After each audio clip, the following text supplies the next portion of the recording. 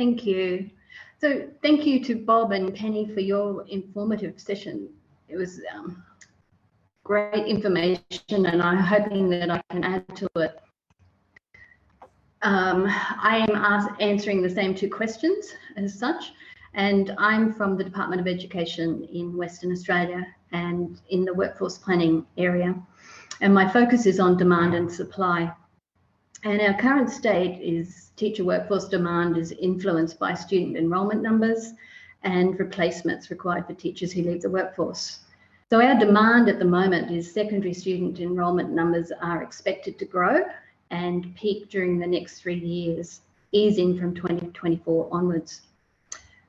It's also anticipated that secondary education resignations and retirements are likely to increase. From the supply side, there's a decrease in secondary education graduates impacted upon by the discontinuation of the Graduate Diploma of Education. And secondary supply risk is the highest in the areas of STEM, English and humanities.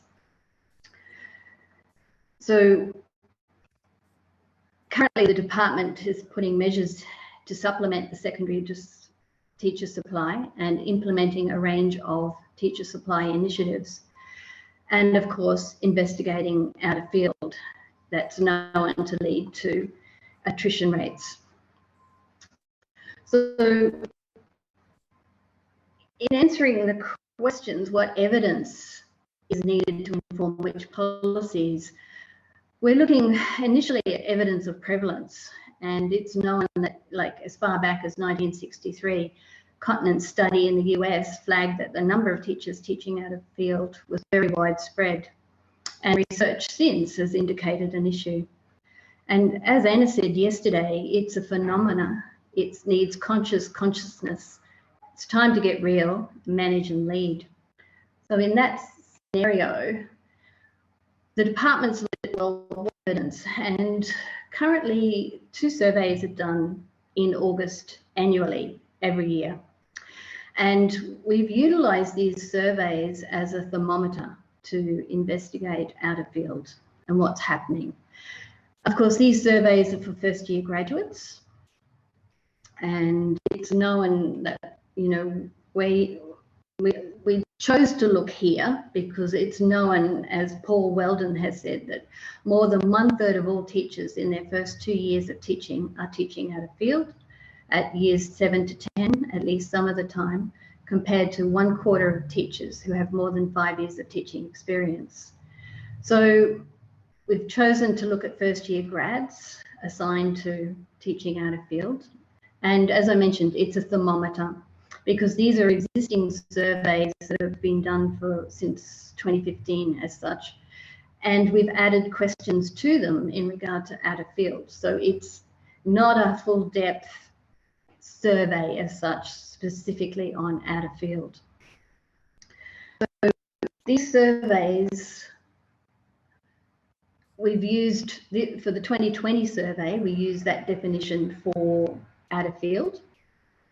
But like as that pointed out by Ingersoll, teaching out of field is defined and measured in many different ways. And I think that's become evident throughout the summit presentations as such as well. And I'll just mention that in our 2021 survey, we actually utilised Linda's definition to try and become more concise in our data as such. So the focus of this is on the 2020 data. So this is where we're looking.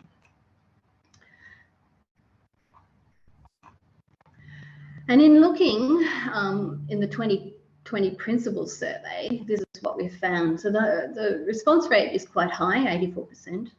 We found that, well, I'm focusing on secondary education as such. So 38 were teaching out of field.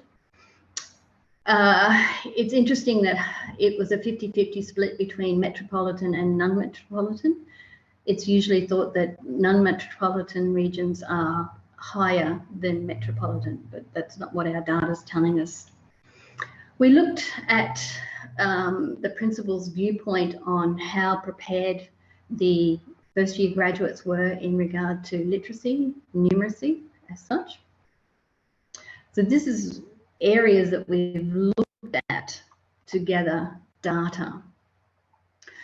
The principals were asked why their first year graduate was teaching out of area as such, and this is the reasons. So mostly in their major area, part of the timetable, they were making up of full FTE as such.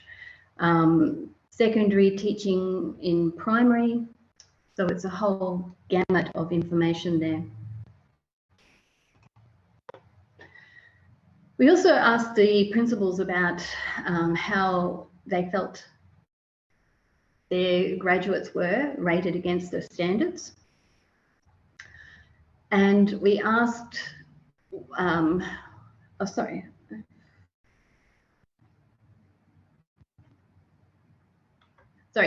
looking at the first year graduate surveys, we found that 52 out of the 403 were teaching out of area. And once again, the majority of them were in Bachelor of Education degree, and 32 were located in metropolitan regions, 20 in non-metropolitan regions. We asked the first year graduates how confident they were against the standards, and the majority felt that they were tracking okay and confidence level with them. We asked the graduates, were they supported and how effective they were in their role when teaching out of area. And we also asked about intention to stay. So more than half indicated that they wanted to stay 10 years or more. Of those graduates, these were their comments in regard to why they were teaching out of area. So once again, filling the gaps, small country schools. Some of them were asked to do it, and the timetable was under. So common reasons as such. With the survey data, we have the ability to match the responses. So the principal's response and the first year graduate response. So in doing that, we were able to identify 34 secondary education graduates. So the majority, once again, were undergraduates in a Bachelor of Education degree, their location as such, and then we asked them about their support and how effective they were in their role. We also asked about impact on student learning, well-being and community engagement. And from Paul Weldon's presentation yesterday, I know he made it known that it's very hard to measure impact. I mean, this is very objective information as such, but 88% of principals would retain their graduates in 2021. And once again, more than half were intending to stay for 10 years or more. We asked the graduates where they would want support in teaching out of area, and this is what they've identified as such.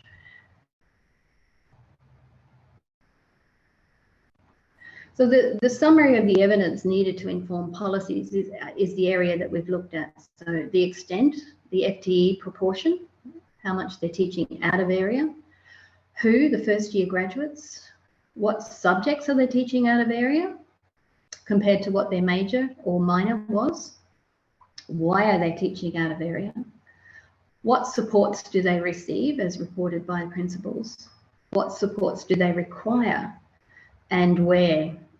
Is it metropolitan versus non-metropolitan areas? We looked at the assessment by the principals and the first year graduates against the standards, both their perspectives, level of preparation, numeracy and literacy. And once again, what's the impact on student learning, student wellbeing and school community engagement and number of years intended to stay.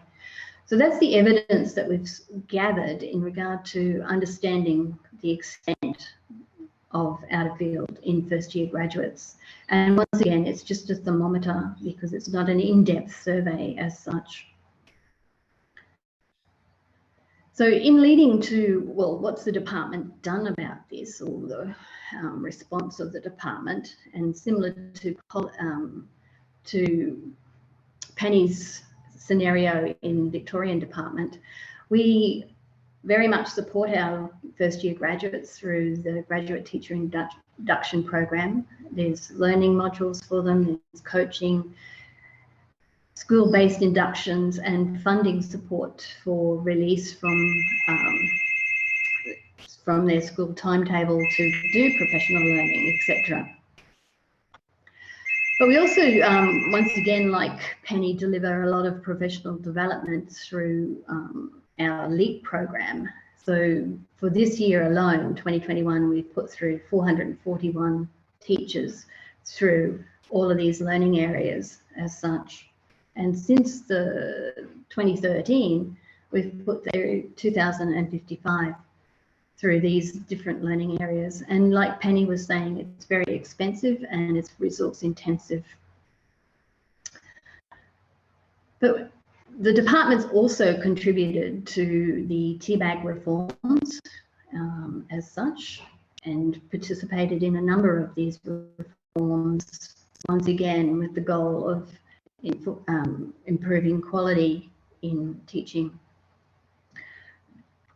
But we also made a contribution to the new review, which was launched in April, and once again awaiting the outcomes of that review.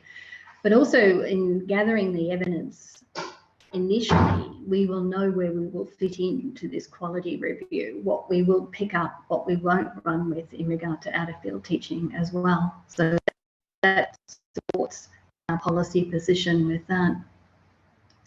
So thank you for the invitation to share this information with the summit, and I hope it's been very useful as such. Thank you.